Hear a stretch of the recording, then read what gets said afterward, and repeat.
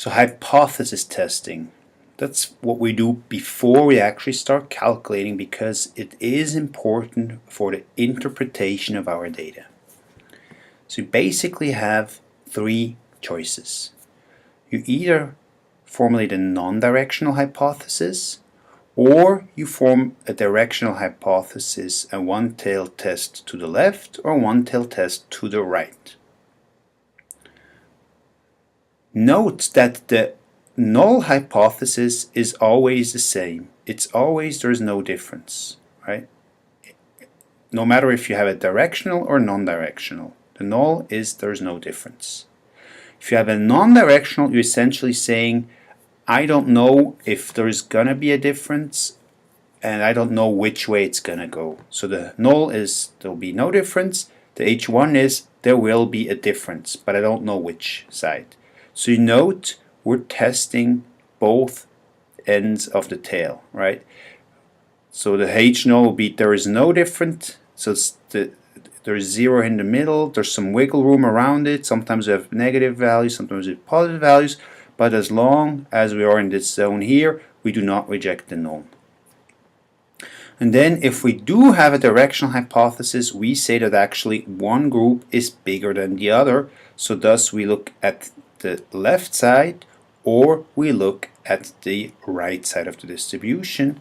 And what happens is that you can set the significance level.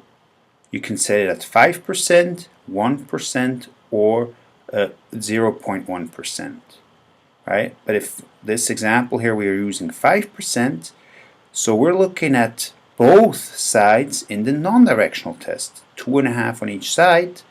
And now here the graph doesn't really depict it that well, but now you have the whole 5% on one side, and here you have whole 5% on the other side. So these areas are much more to the center, to the zero line, than these two areas, right? Imagine we have 5% over here, and here we only have 2.5%.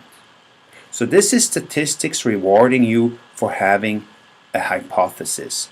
Your t-value or whatever other test you're using does not have to be quite as far away from 0 in order to be in this zone of significance. And this translates not just in the p-values, but the critical t-values. So the critical t tells you exactly where that line in the sand starts, whereas the p-value tells you the exact probability of a calculated value. So in the olden days, we didn't have computers. We looked at tables to figure out where is the critical line, and we just figure out are you in the white space or in the dark space. And nowadays you actually get exactly the probability to where you're at exactly, and just have to know, is my p-value bigger than 0.05 or smaller? Or in case of a 1% significance test, you ask, is my p-value bigger than 0.01 or smaller?